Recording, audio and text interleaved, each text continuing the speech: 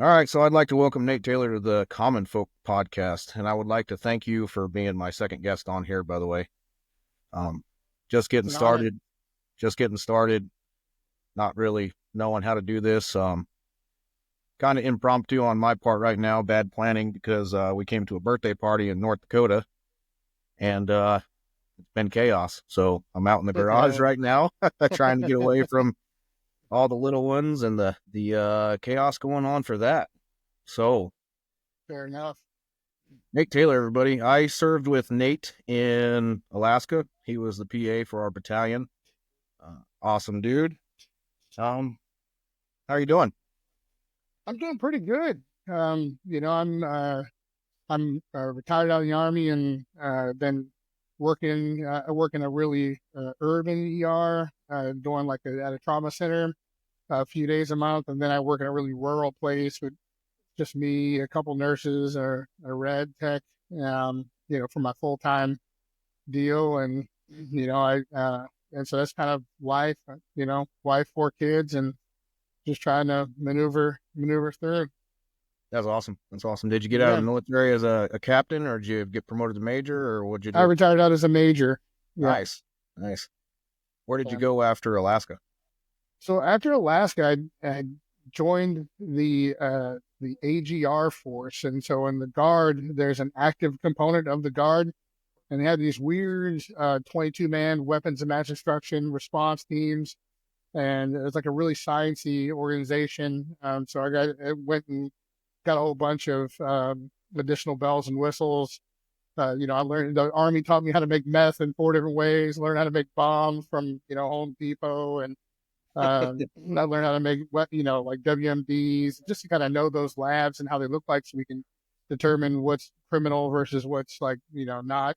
And so that was a pretty interesting experience. I became a defense nuclear counterproliferation officer, which was like a really interesting little rabbit hole. Yeah, so it was fun, kind of closing out. So that took me to Las Vegas from Alaska, and then that unit relocated to Reno. So I moved up to Reno with them, and then I ended up moving states to Arizona, and I retired out of Phoenix in 2021. Is that where you're living now? No, no, we got out of there, man. It was hot, and we didn't have any family there either. My wife had followed me around the army, and her family's all in Texas. They're in El Paso, Dallas, and Amarillo, and I wasn't going to live in Amarillo or El Paso, so we ended up in the Dallas area. So I'm just north of Dallas, and it's kind of been home for us for about 3 years, for me anyway, here at the end of the year. That's crazy. That's crazy. There's a lot of guys that was in dog company with me that Really. ended up back there in Texas. Fernando, Thomas Saylor, Brian Flanagan, quite a few Uh, others. So Eric is scout, 1-year-old yeah, medic. yep, Yeah. yeah, it's pretty cool, pretty cool.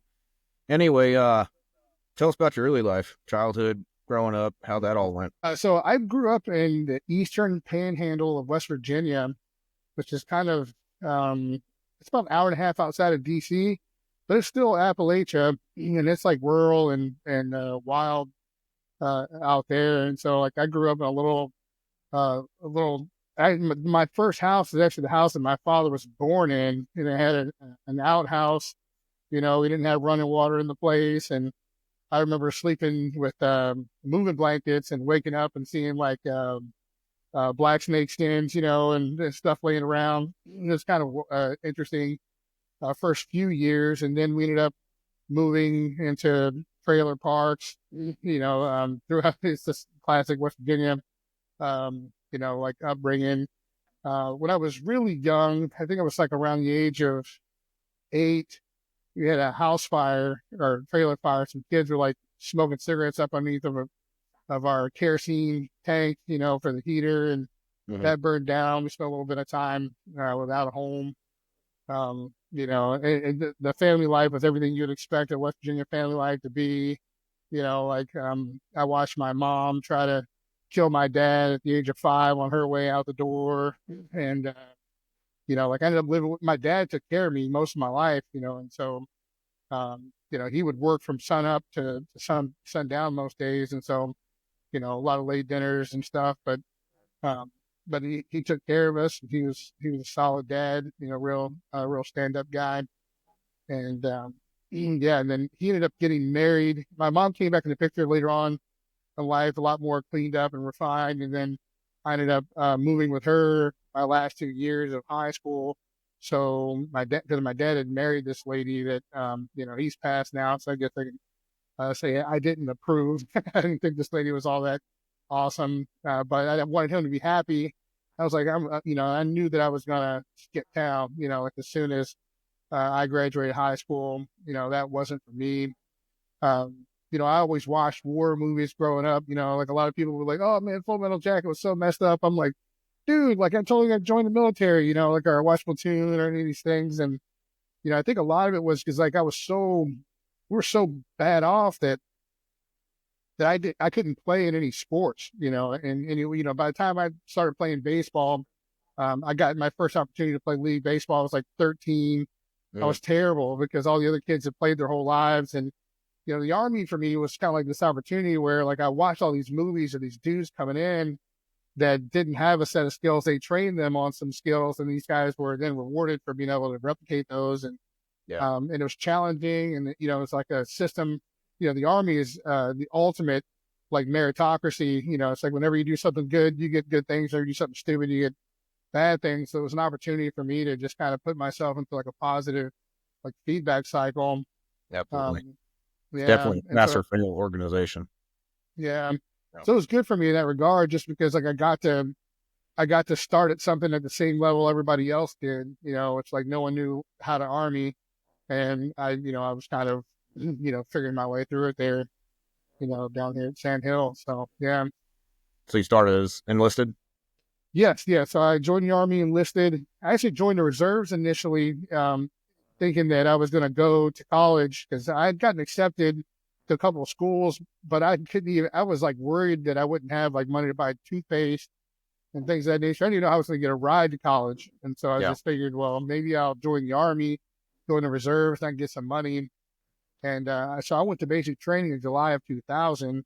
And so in October, and that was, I joined the reserves in July of 2000. I did a year of drill before going to basic training. And then I went to basic training in July of 2001.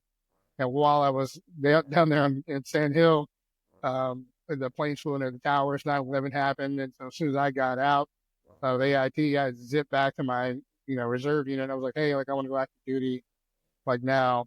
And I did. That's cool. Last couple guys that I've spoken with, our stories kind of blend together. I haven't got on here and told my story yet, but real similar, real rough upbringing. So, and I think that's kind of what led me to the military in general. And I joined the Guard first myself as well. So, but okay. Yeah. So I stepped into that and found out that I did like it. So went active, and now we're here. You know what I mean? So, yeah. What led you to want to join the military besides the movies and getting away from? I largely was, getting away from home was a big thing, and really like growing up, like I'm a mixed kid, black and white kid. A lot of my family's in DC, and so I was like always like too white, for the black kids, too black for the white kids, and I never really felt like I fit in anywhere, and I just wanted to kind of step out and do my own thing. And I, like I love to say that it was like patriotism. I always respected the country, but it just seemed like it was a challenge. I just wanted to be, I wanted to be challenged. I wanted to say that I had been brought a challenge and then had overcome, that challenge and come on the backside of that successful. And so that's kind of what originally brought me in, to the Army, and then, and I had a blast. I mean, like, I went to Fort Bragg for my first, second, third duty assignments, and so I was like, I'm 18th Airborne Corps. I was in 1st Battalion, 7th Group, and, jumping out of airplanes, all that stuff kind of, just felt like you were just connected to something bigger, which is probably the exact reason why everyone has such a hard time getting out, is because that's hard to tap into anywhere else. But, for me, that was something that I just had always wanted. I thought when I was in my reserve unit, before I went to basic training, I got like a Humvee driver's license, and I thought I was like the most awesome dude in the world. Every bit of Army training I ever went through, I thought was just, it's really, it was just fun to do something, to kind of to hone um, violence, like to, Yeah. instead of it just kind of being this thing that, that dudes are wielding for personal gain, but to kind of like find a way to channel that in a way that um, that seemed safer or smarter, like it was like on the right side of history, for me. And and yeah, everyone in my hometown, these youths are, rolled up into meth and well, I guess in that day it was like crack and heroin. The meth hadn't quite hit, it has now, but um, it was like a way for me just to kind of, redefine myself and kind of break a cycle that a lot of folks in that small, like rural community had found themselves in. Um, and so, yeah, I mean, and it almost feels like a social class change as well, like you're kind of like a low budget, trailer, sort of a, uh, affiliated, and then you get into this, like, I'm a service member, a lot of people use the phrase warrior class. I don't necessarily, ascribe to that, but I do think there's something that's unique about a group of people that are willing to sacrifice, to the degree that service members are, for anything, whether it be the camaraderie, whether it be the country, just like people that are willing to like risk more. There's just something about that kind of like pulled me into it. That's cool. That's cool. So 2000 is when you joined, right? Yep. When did you go active? I went active. So I graduated AIT in February of 2002. So I did a year in the reserves. I went to basic training July 2001, got out of AIT in February of '02. And then by Easter, I was on Fort Bragg, getting signed in. Yeah. Okay. Did you have that was right around the 2000, 9/11 time frame. Did you have a oh shit moment when that happened? Well, that was in basic training when that hit, and so like for me, it was like, yeah, all my drill sergeants were, they were like yelling at us, like blaming us that they weren't with their units that were deploying. Like, my units get ready to go to Afghanistan. Up with you guys, you suck, and I was like, whatever, man. Like, I had nothing to do with that. But it was interesting because when I joined, I thought maybe there was like an opportunity to go to Bosnia or go to Kosovo or something like that. I just wanted to kind of like do the soldier thing. And like 9/11 happened. I was like, all right, like this is real, and I'm going to get an opportunity like to go. And I thought I was going to be going to Afghanistan. And so I show up to Fort Bragg in 2002, and units are rotating, from Fort Bragg over to Afghanistan. I signed into my first unit, and they're like, yeah, we're not going to Afghanistan. We're not on any rotation right now. And so it was more kind of like of a letdown, where it's like, okay, well, this isn't gonna happen. And then the unit that I was assigned to was like supposed to be deactivated. And so we were ordering against all of our shortages because we're going to put all this equipment together. We were going to send this equipment back to this U.S. Army depot where they could like stand up another unit at another point if they needed it. And then while I was there, my sister unit started getting individual deployment orders. Dudes were rolling out of there in small groups to support SOCOM, and I was just kind of all put out. But I got a commander that was like kind of sneaky. And, in the early days of the Iraq war, like units were just jumping on planes and just getting over there. They were like, hey, there's a vacancy for this type of unit, the air support medical company. Well, if your air support medical company met the readiness requirements, like you can get your name put down on there, and everybody wanted to be a part of it. And so my commander was like, dude, we're going. Like, I'm just going to throw us out there because we were more ready than all the other units because our equipment was all tidied up. And then so he said, the only thing we're missing are, a few slots of people because you've been shorting my unit. Like, just give me some from the sister unit, and we're the most ready unit, that you have. And so we got pushed out the door. And that was kind of a weird experience. I went to EFMB in October of 2002, and and I thought I was going to Germany. I was like, I had some orders lined up for Germany. My first sergeant when I graduated EFMB was like, I don't even know how this happened. Like, you got orders for Germany, and so I was like, that's awesome. I was supposed to go into a Heidelberg hospital, because the unit was getting deactivated, and so that was kind of like where I was supposed to be going. And instead, about a month later, like they, my first sergeant and my commander like pulled me into on Fort Bragg. There's a Hardee's on Honeycutt Road. They pulled me into Hardee's for lunch. Like, hey man, like I know you got orders to Germany. Like you were really pumped about it, but like you're going to Iraq. I was like, all right, I guess we're going to Iraq. You part of infantry unit?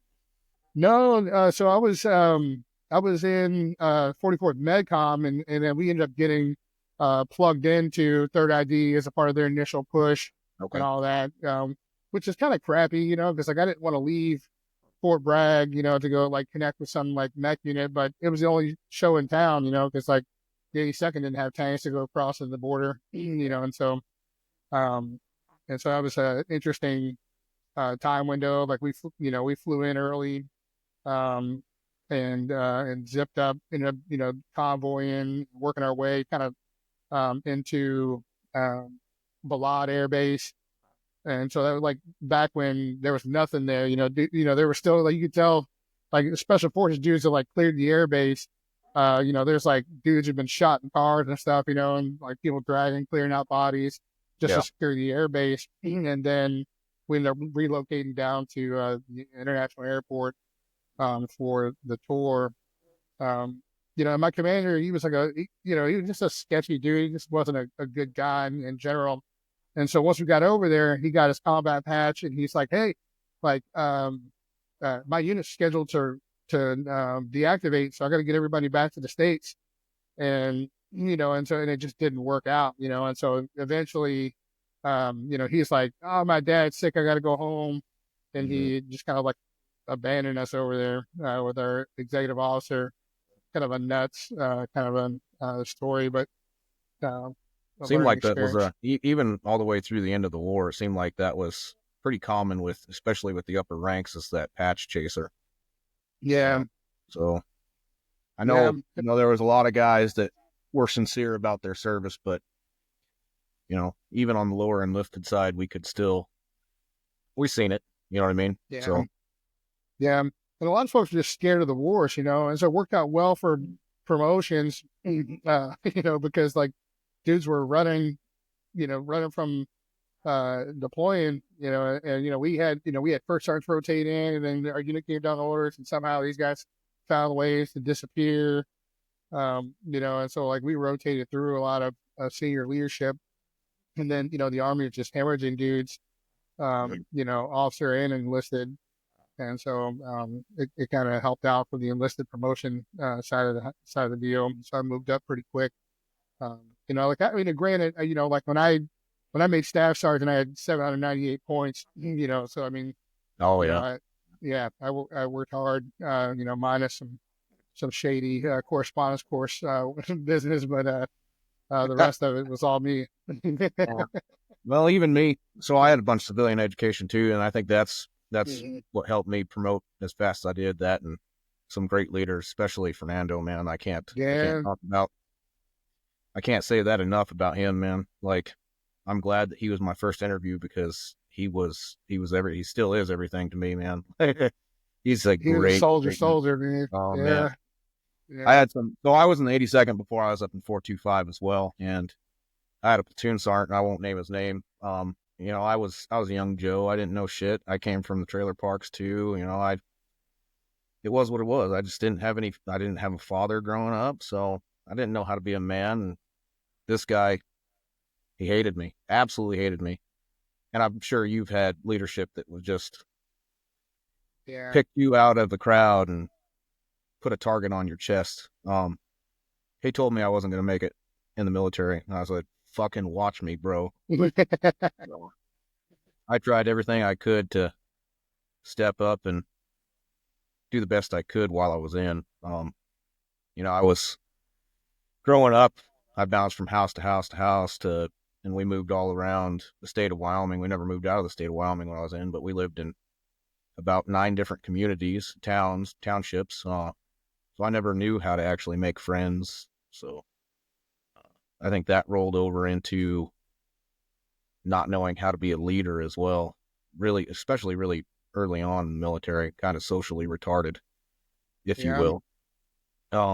So it was like that until Sailor and Fernando got a hold of me and taught me how to actually speak to guys and train and so on and so forth. But anyway, Yeah. enough about me. It's about you. That's fine. That's good So stuff. Yeah, it's staff, kind of. you made staff sergeant. So you went green to gold. Is that So what you? no, I ended up going from when you apply to the Army PA program, uh, you uh, you wear OCS rank for the 2 years while you're in there, but all that time counts as constructive credit. And so when Okay. you complete it on the other side, they commission you as a first lieutenant. And so I actually came down the E7 list while I was in the PA program, and then I ended up just commissioning instead. So Okay. that was cool to have had that happen, But that was like, that was after 4 deployments out of Fort Bragg, Yeah. and like I didn't even know what a PA was. Like I showed up, I was working in the aid station of First Battalion, Seventh Group, and eventually my battalion doc was just like, "Hey man, like you ever thought about going to PA school?" And by this time, I was a staff sergeant, had a wife, a daughter, and I was like, "Dude, I got a wife and a kid, man. I can afford to like get out of the Army and go to college, man." I was knocking classes out at night there at Methodist University out there on Ramsey Street in Fayetteville. And he's like, "No, you idiot! Like the Army will pay for you to go." And I was like, "What? The Army will pay for me to get a master's degree?" And yeah, so like I found out about this. He mentioned this to me in October, and I applied, and the packets were due in March. This would have been March of 2007. So I turned those packets in, and then I was delayed. I still had classes that I was missing, and so I went to Afghanistan. Like with a plan to like get college done. I mean, you've seen Okay. these like staff sergeants running around. This was like me in Yeah. Afghanistan.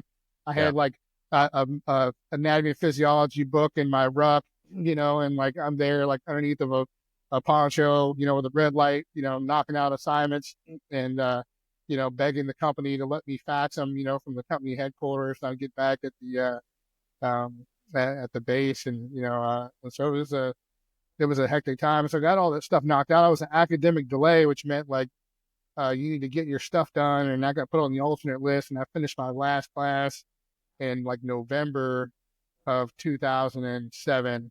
And I called the guy and I said, "Hey, I finished all my classes. Like, can I get in?" The guy's like, when do you want to go? You want to go in April? You want to go in August?" And I told him I wanted to go in August, and he scheduled me for April anyway. But yeah, I'd gotten in, and so then I went to San Antonio, did all my clinicals there, and then um, I went to Colorado Springs, at Fort Carson for my all my hands-on stuff, and I really liked Fort Carson. I wanted to stay, but so did everyone else. And so it was like super political. And so I like called I sent my email to my branch manager, very, uh, airborne email. And I was like, "Hey, like, I want to go to any airborne unit. Like, you can send me to Alaska, Italy, or Fort Bragg.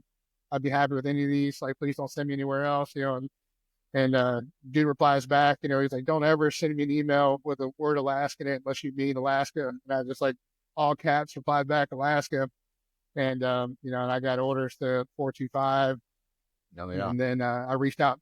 I reached out to the division, I me to the brigade doc, and I kind of weaseled my way into the 509. The 509 had a PA, but I was just kind of like, "Hey, like I'm not going to do well in any of your other units. Like, please just put me in, with an infantry unit."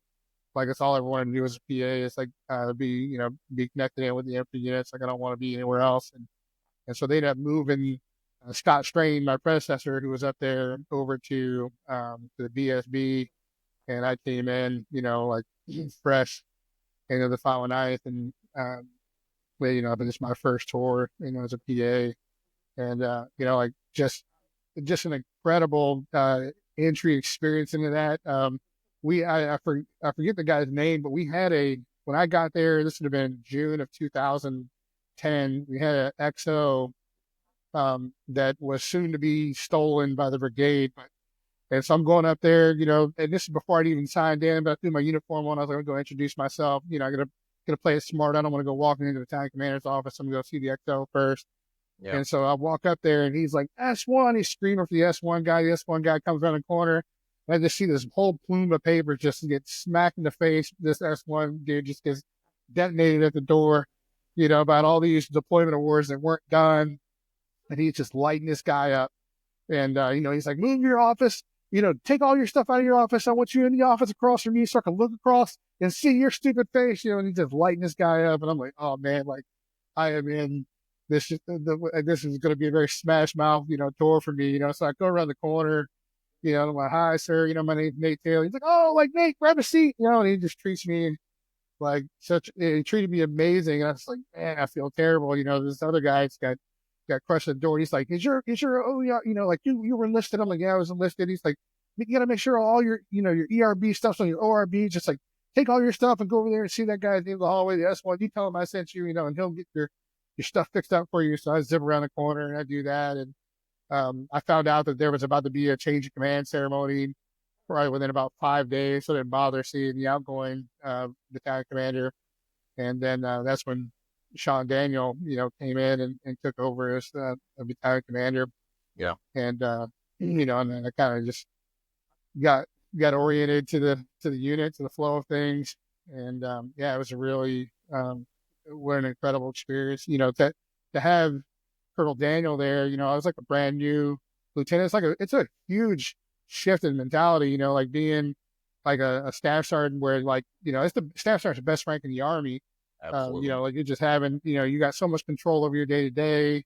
Nobody's messing with you. And then like you take that mind and you stick that into a uniform that's got a first lieutenant rank on it. You can't have that same attitude, because like you don't wield the expertise, as a first, in that role as a first lieutenant that you did when you were a staff sergeant, like as a staff sergeant, you pretty much own your MOS, like you got a feel for everything and you're bringing a whole lot to the table, but as a first lieutenant, it's like, it was a little, you gotta humble yourself a little bit, which took some work, sometimes it's a little bit more brash than I should have been.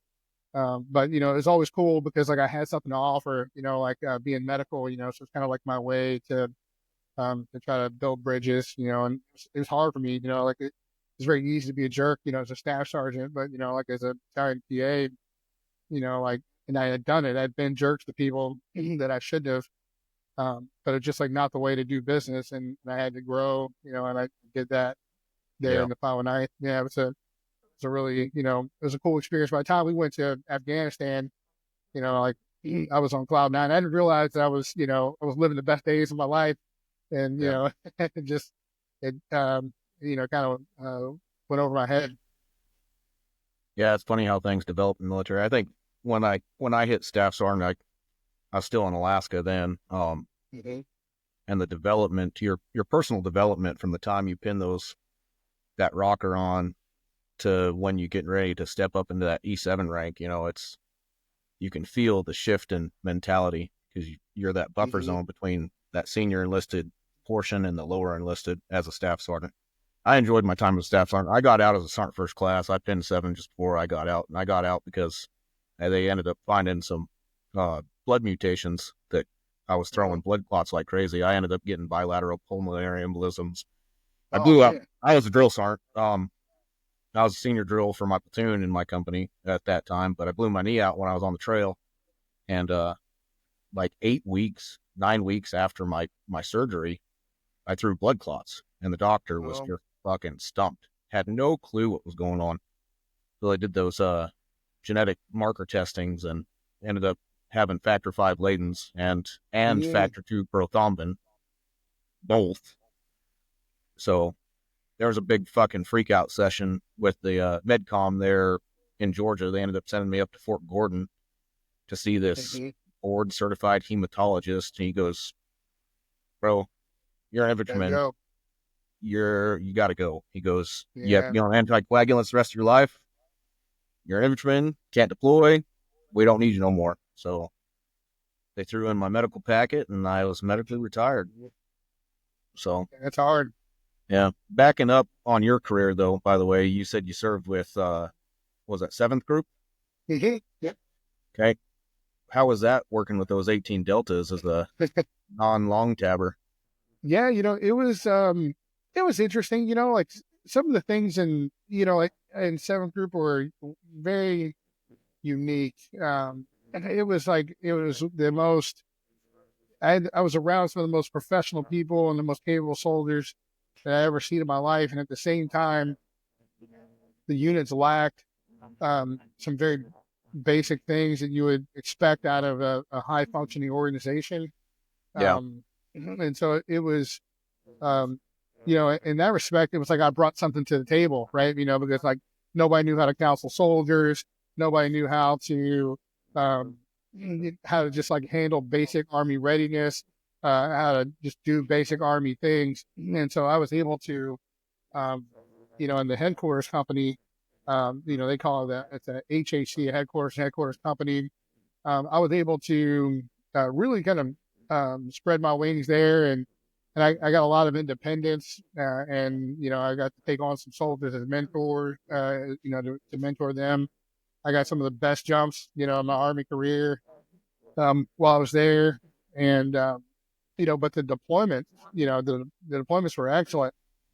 I really I got to bet. do some hands-on medical stuff. I got some of the, while everybody else is over there kind of dealing with the same rules of engagement we were dealing with, where dudes were like, hey, can I even fire back at these people that were asking questions? Like we had um, positive ID, so it's like if somebody was there in my Yeah, 2006 deployment, we caught them digging a bomb and they got away. And in my 2007 deployment, they were handing out flowers to kids on the street, like you could shoot them in the face, like not have to worry about breaking your ROE. And so um, that was cool. And, yeah, I got to do a lot with the Brits and the Canadians because we were down in the Helmand province, okay. which, not very many U.S. guys down there until the latter half of that Yeah, that's when they deployment. sent the We, Marines down in there. Yeah, yep, yep.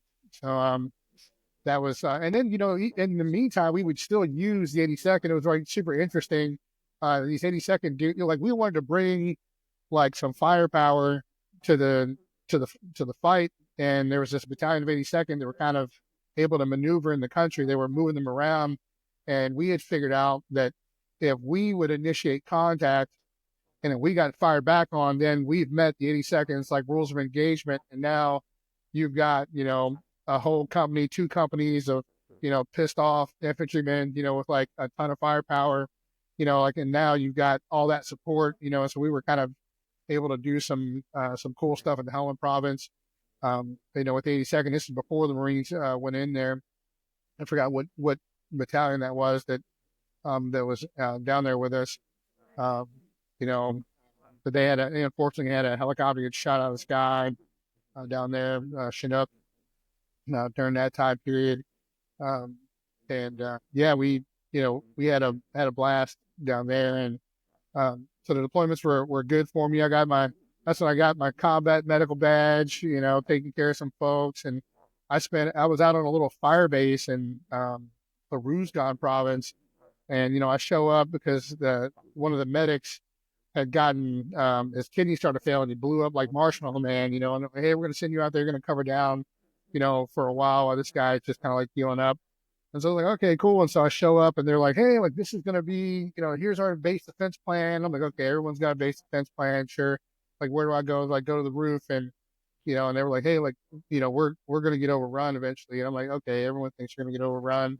I've been to, 20 different fire bases by this point.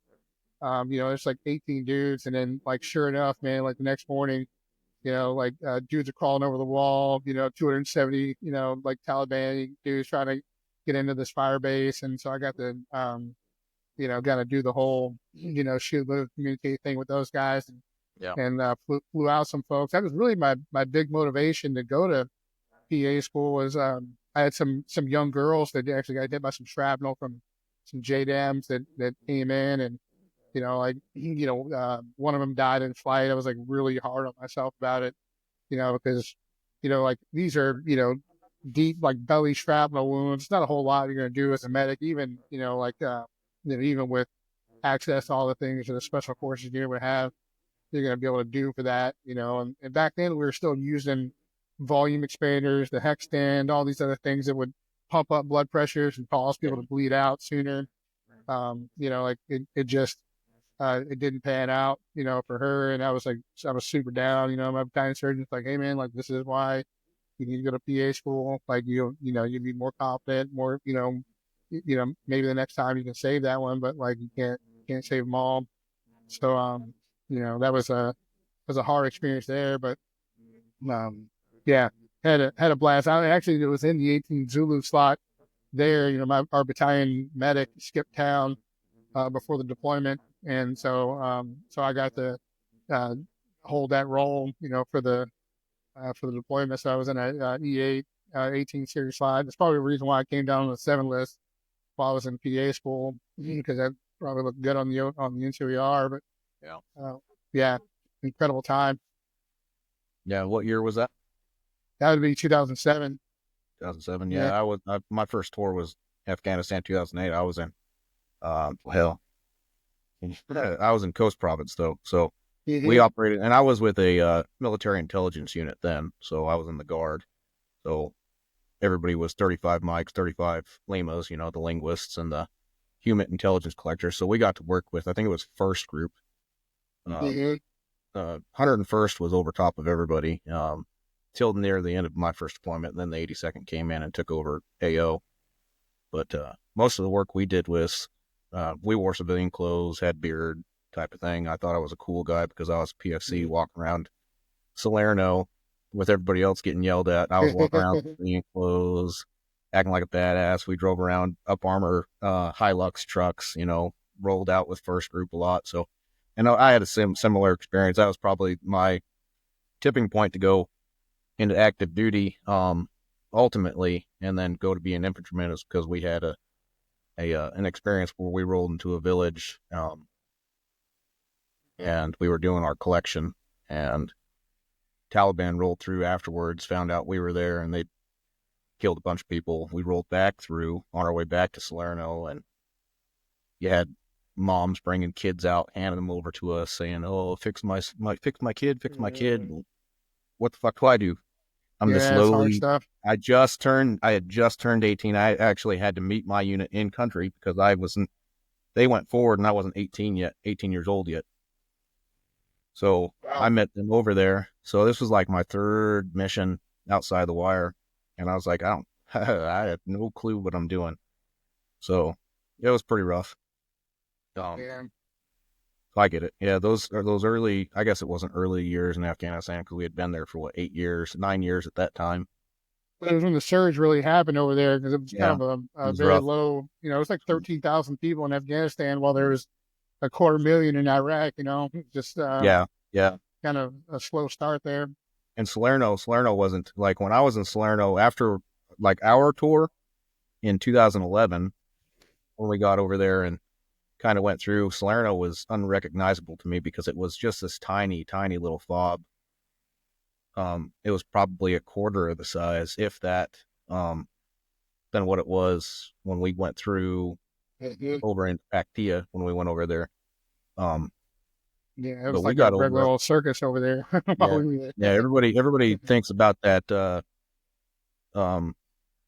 base attack in Salerno in 2012 of being hardcore, but we had a pretty nasty one on Halloween. It was either Halloween or Thanksgiving in 2008 that was probably the same size, if not bigger, than what happened in 2012 to those guys there. So I got to experience that. Those stories were wild. That 2012 thing, it sounded like Bastogne, the way some people try to sell it, Yeah. Well, it was, that many people, and it was stupid because the outer perimeter of Salerno, you're talking like 100, 200 meters from the chow hall right there. So it's nothing. It's very, very short distance. That'd be bedrock, that place. Oh yeah, man, it was something else. Just videos of it was just absolutely absurd. But You yeah, know, they that didn't hit. happened on Zormat right Yeah, after we left. I don't know if you yeah, ever heard that. Yeah, right after we left, it was insane. yeah, So that's the whole reason they closed Ormont down too, from my understanding, is yeah, because that V bit hit that gate over there. In fact, right over where our B huts were, third platoons. So, yeah. but You remember I had those trauma beds set up. I had four of them. We had all the stuff rigged up there, and we had that little tiny little rec area where I could just kind of keep the medics, nearby. And when I won't mention what unit replaced us over there, but when their PA showed up, he halved it and turned all that area into a rec area. It was like we just need two beds, And then no like way. a month later, we had that V bed hit, had a mass casualty. It was just crazy. Well, it was insane. Like they compared us. It was uncomparable. Like there's a reason why we pushed the freaking National Guard out of there when we went in, because they were getting their Getting shit pushed waylaid, in. man. Yeah, Yeah, they were getting their shit pushed in. That's the whole reason we took over Pactia. I mean, come on now. yeah, And then they compared us to them, and oh, it's not kinetic. Well, there's a reason why it's not fucking kinetic right now, is because we're in there fucking wrecking house and doing what we're supposed to do. yeah, yeah. We're So cordon and clearing towns, and that's it. we're like we're doing it right. Yeah. So So, anyway, moving on throughout your career, PA in Alaska, then you mhm, went to Vegas, obviously. mhm. What made the push to you wanting to retire? Well, um, my plan was always to do 20 and retire. Really, when I was leaving Alaska, I had a friend, like, cause, I got nicked, when they, bombed the aid station on Zormat. I Yeah. took a little cut to the head, and my wife wasn't very happy, like I called her, I was like, hey, I'm okay. And then she's like, it explodes, and I'm like, no, really, I'm okay. Like, I just got nicked in the head, but I'm not, I didn't even get medevac. Like, and so like, we're okay. And, and so she wanted me to do something different. I had a buddy that was in this unit, this AGR unit, Hmm. and he was like, "Hey, man, you got to give this a shot. This is a good life." Like he was on TDY all the time. This guy was like Marriott, Platinum Elite, and he's like, "It's a very different experience." And I applied for a battalion PA job in uh, Second Battalion, Third Group back on Fort Bragg. I wanted to go back to Fort Bragg, and they told me no, that I wasn't going to get the job because they were. I guess this was the time when they were starting to transition um, females into those units, and so they were going to go pick. They had some gaps that were opening. They were going to fill these units with females, and so and like Colonel Daniel was like, "Hey man, like I'll find you another job. Like we can get you in the SOAR and stuff like that." And I thought about it, and I was like, I could, like aviation units were just getting hammered, Yeah. with deployments. I was like, I could go do this, and like I'll be right back out the door. My wife can be pissed at me, or I can go try this other thing, where, like I was like working with fire departments. I was doing the schools and the training that I was going to. I mean, it's just out of this world, medical training and chem bio training, learning, details about the nations and the world's nuclear programs, all these things. It was just like it was just kind of it was like an evolution to doing something cool and different in the army, and so like I was the medical guy, but I ran a science section for these guys and told them to use the outbreak suits to go in. I was able to do that, and it was it worked out well for me initially, and like Colonel Daniel was like, hey, my dad was in the guard, he was AGR, he's like a super political, like you shouldn't do it, and I didn't think anything of it, but then um, I came down number one in the state on the majors list, and it put a big old bullseye on my back. And I started getting counseled to stop taking soldiers to the education center, stuff like that. Because I was garnering favor, that other officers weren't getting. And it was just like a really weird environment where I like taking care of people. Like I helped some enlisted dudes. When we moved to Reno, you heard about the whole unit PCS, and we had, um, they gave us like a 2 month window, like where you could PCS during that time. So you could either lag a little bit or you could go ahead a little bit, and you just Yeah. report to different folks, when you did it. And so I went up kind of early, because I like to just get up and get set up. I'm always, the wanderlust thing was big with me. And, by the time when I got there, I heard we were going to Reno. So I started taking leave and going up to Reno, scouting places. So I knew where I wanted to live. And so as people would move up, we were off for 2 months for the most part. And so I would go help them move, like they'd show up in the town. I just go help, unload their stuff for them. And, we had a really good relationship. Well, I got in trouble for helping enlisted guys move.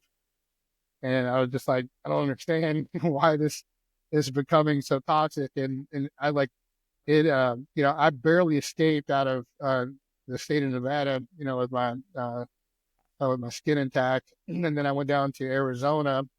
And all of that time is super interesting. What most soldiers go through when they get out of the Army, they, they feel like they're dying a little bit on the inside, and there are pieces of them that, I went through all that when I went into the AGR program in 2014, but I'm still wearing the uniform of a soldier. I just don't have any of that significance of it. And then I'm surrounded by people who are, it's different in the Guard. These people, they're all in their hometown communities. They know everybody that they knew growing up. They've got 20-year relationships, 30-year relationships. There was nobody that was just kind of lampooned there like we would be in Alaska. So there's I can't look left and right and there's somebody else who's stuck out in the middle of nowhere. It's like, hey man, you want to go fishing? All these guys already had fishing buddies, and so I just got that feeling of being a round peg in a square, world was kind of like my experience. And so when I went to Arizona, I had a much better experience. The units were better there. I mean, it's still some interesting leaders in the Guard, but I had a much better experience. My final commander that I had there was a guy named Brian Dudley, incredible dude, took really good care of me.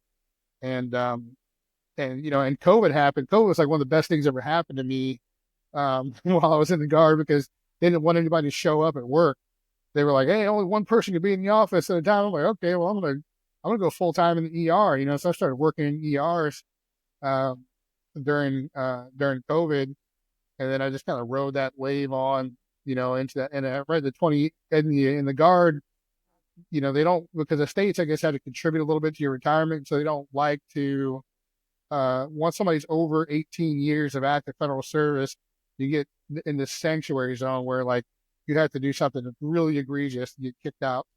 And so, once I hit that, I claimed sanctuary. I was like, hey, I'm retiring at 20. I don't want to do anything more. They offered me the command of the unit, which would have been a promotion, lieutenant colonel. But it just wouldn't have been right, because Staff Sergeant Taylor was still in there somewhere. And that would have been a terminal job for me. They would have hated me, because I would have never really represented the interests of the command so much. The mission, sure, take care of the state, make sure that, we're doing, any of these interrogations. I would have been focused on that. I would have been taking care of the truth, but all the other stuff would have went by the wayside. And I think maybe my guys probably would have gotten punished for it a little bit, if I was, because I was a little touch of a rebel. And so I got to go out on my own terms, and I wanted to retire, I definitely wanted to get into the civilian world, kind of see what happens. Those last 5 years, the Army consumes so much of your life. For me, I'm like, I can't believe I gave this, that this much of my life has been consumed, by this organization. I should, this is something that my family or God, should only have access to. And so I was ready at 20 to call it quits. And so, I was a pen major in 2016. 2016. And then I retired out in 2021, October 21. And then we stayed there through the end of the year. And then I moved here. And I had a nice place in Arizona. It was cool. Arizona did us a solid. We didn't think we were going to move. I bought a house, and it appreciated over the course of 2 years by like nearly like $250,000 just because California sucks and everybody was moving out of California into the Yeah. Phoenix area. And so it was like a really cool way to break out of there and get over here with family, and be able to furnish a place and whatnot. So, um, yeah, and then and I started working at an ER in McKinney, Texas, and that was kind of a heavy swing working. It's only like 16 shifts a month, but on my days off, I'm just like doing notes. I'm like physically exhausted. If I'm going through these shifts, I'm not even able to like stop to pee because I'm seeing, 40 people in a shift, and some of these folks are dying. Their airways are failing, and so just like running, it's like geriatric, headquarters. It's all these old folks coming to the door really sick. And so like it just takes a lot out of you. And then I started feeling like, you know what, like this is beginning to wear me down. Kind of like the army, like was wearing me down. And so then I started finding some rural stuff, which in a way is about as close to Army PA life as you can get in the civilian world, is to be out there at a remote hospital, in the middle of nowhere, with a couple nurses and and a rad tech and a lab tech. Like we had a lady who was like delivering. We ended up jumping in the ambulance with her and riding with her to the big hospital about 30 minutes away. Her water broke in the back of the ambo. It's like splash all over this nurse that I had with me. It's like, that's like really cool, like rural stuff. And the relationships are, you get time to know people a little bit better and to be known. So that's rewarding. And so, I guess, that's a long way around, me saying that, I needed to get out of the guard and retire so I could, integrate into a community. And Gilbert, Arizona was a hard community to get integrated into.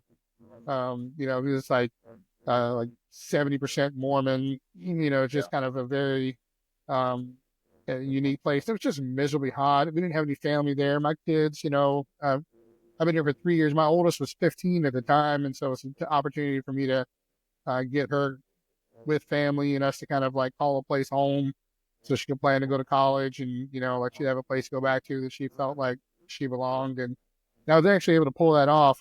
So she's in her senior year now, and she got accepted at a local school. She's going to camp out here, and she found a way to go to school without any debt. Finish up her bachelor's, and so I'm real happy for her. And yeah, and like my best friend here is my brother-in-law. And so I'm connected in with a community of folks, and it's kind of as good as it could get, I guess. And so I was hoping for this, and it happened to me probably about 6 months ago. I was laying there and I thought, man, I got everything I ever prayed for, man. Like I got the girl of my dreams. I got a home that's nicer than I ever thought I'd have. After being a trailer park dude in West Virginia, like my kids are all safe. They go to good schools. They've got opportunities, and got more work than I could ever want. I could trim it back if I ever wanted to, and so I've got options. And really, that's got everything I ever prayed for, and so I'm just kind of sitting on a whole bunch of gratitude right now. Well, you definitely earned it, man. From what I know of you, we served together. You were always doing something for someone, so you definitely earned it, and I'm glad you made it to that. It took me a lot of years. I'm finally happy to where I'm at. Surrounded by a good group of people, got great family, got a great wife, got good kids. So I can feel you. I can feel you there. Yeah. And I heard your video with Fergie, like you're in a little bit of a positive feedback loop yourself. You're doing good things, and they're moving you right along. Yeah. So yeah. I work at an acid refinery, actually. So we take sulfur, burn it, run it through a conversion process, make SO3, and then we make commercial acid, sulfuric acid. So we'll strengthen acid, dilute it down to whatever concentration we need. We also I'm in one of three of my company. I work for Chemtrade Logistics. They're a Canadian company, but they have three what's called ultra pure facilities in the U.S. Ultra pure acid, meaning that there's very, very, very little impurities in there. So we scale it down on the parts per trillion scale when it comes to impurities for that. And they take that, and most of our customers are like Samsung and Fujifilm and Intel, places like that make microprocessors. So they take our ultra pure acid, they mix it with ultra pure hydrogen peroxide and make what's called a Piranha solution. In that Piranha solution, they soak what's called a wafer board in that to kind of like pickle the wafer board, but it also cleans it off after it's micro etched, so they can make the ultra process or the microprocessors. So like a normal, just to put this on the scale for like price of acid, like a commercial load of like, let's say 99% sulfuric acid. That means there's 1% water content in that acid. It'll leave our site, 3,300 gallons of that, one truckload will leave our site for $3,500, $4,000 for a whole truckload. Wow. The ultra pure acid goes anywhere from like $28,000 to $33,000 per truck. So big market for that. And sulfuric acids and everything, man. Every manufacturing industry that you can think of probably uses sulfuric acid, especially as like a base.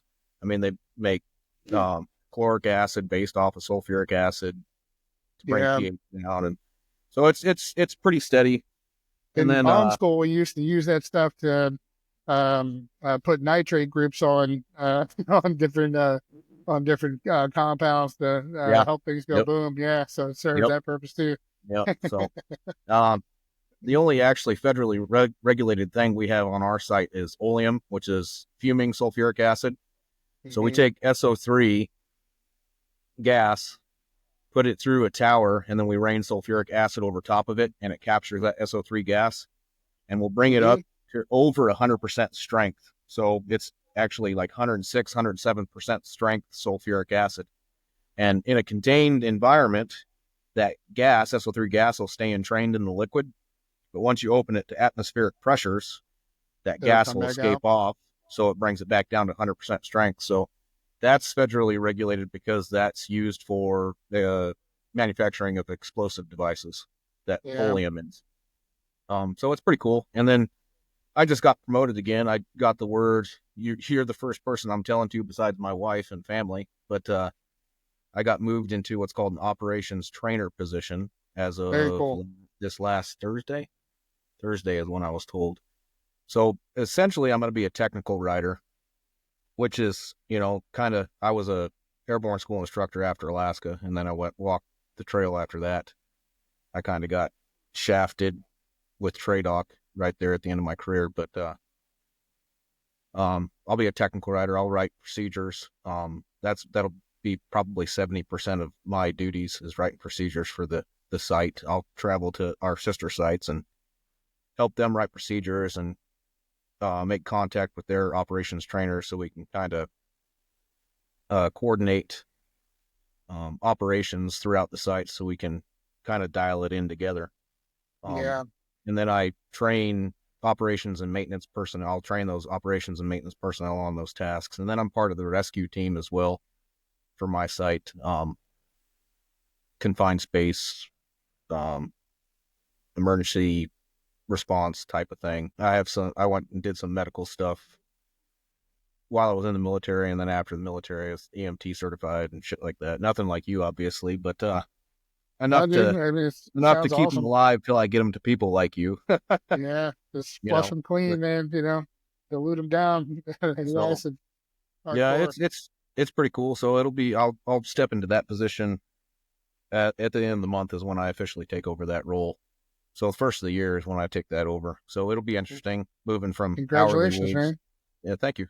Yeah, it'll be interesting moving from hourly wage to salary and not being on a call-in schedule anymore. So life will free up a little bit more, hopefully after that. But I'm excited. It's pretty cool. Pretty neat experience. I'm blessed is what I am. So yeah, absolutely. So very cool. But what do you think about the ER life? How's that?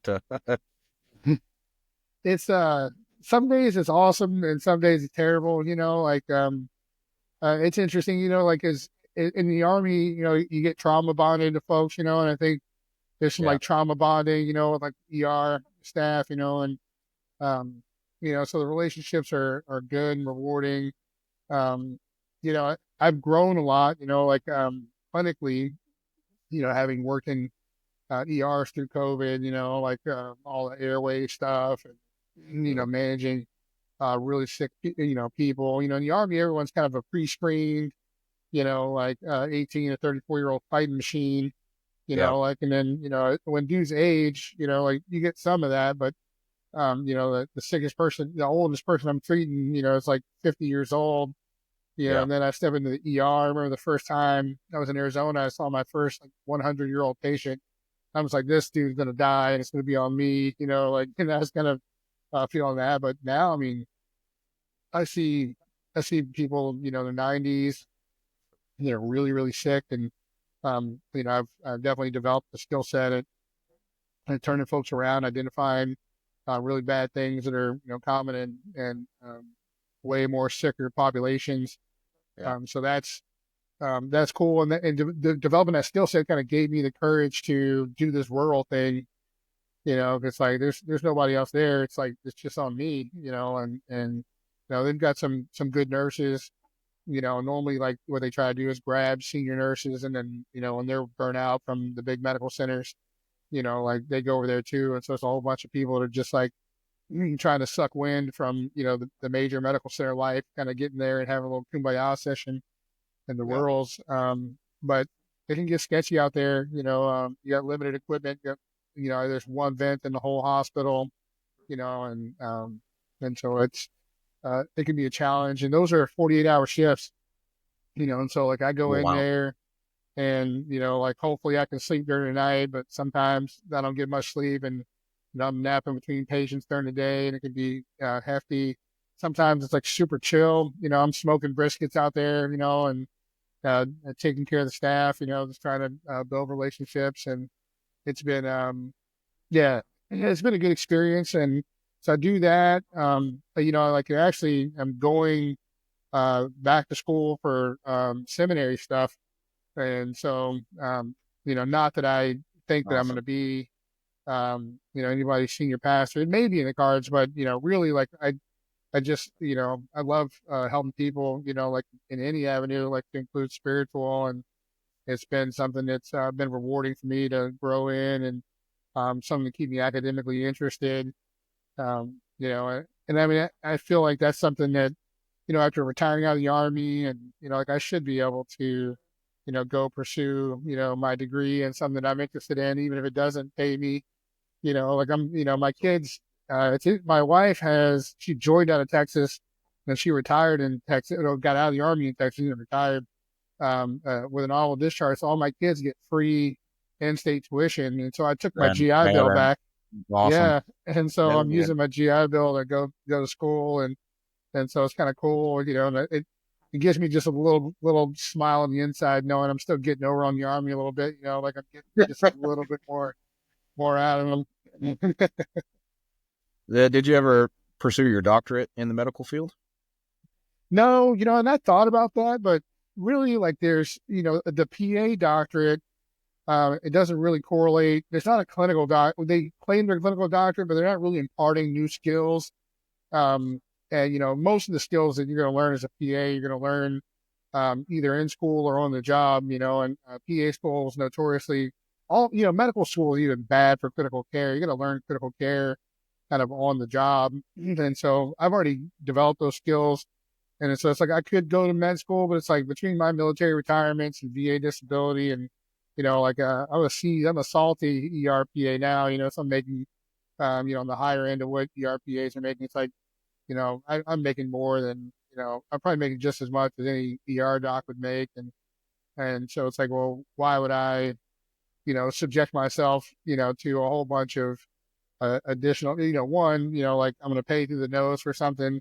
Then I'm going to have Yep. to do a residency where I don't get paid hardly anything at all just to go on the back end of it and do the same job, for like a pay bump. And it's like, Yep. my kids are, my youngest is 9, my oldest is 18. like I'm not giving these years away, for a pay bump, like all this stuff, like, growing up, kind of in the environment that we've grown up in, like none of this stuff matters. I could sell all this stuff in a heartbeat, move back in the trailer. I wouldn't bat an eye, so it's like, I don't necessarily need, stuff, to be happy. Yeah. It's like, it's cool to have, but, I'm not missing anything, financially. So yeah, it just wouldn't be worth it, for me to go do anything there. You notice any clash between you and actual doctors? No, like, in the ER, like, there, everybody's got varied skill sets, and you're as useful as you are, or so that your respect level kind of goes on with like your usefulness. Okay. And so, for the most part, I don't have any real conflict with any of the ER docs. I work with incredible people. And so I begin to feel like that's something that's, pretty standard for working in ER, because when I was in Arizona, all the ERs I worked with, the overwhelming majority of the docs I worked with were phenomenal people. The folks I work with in McKinney, Texas, at Medical City there, they're incredible people.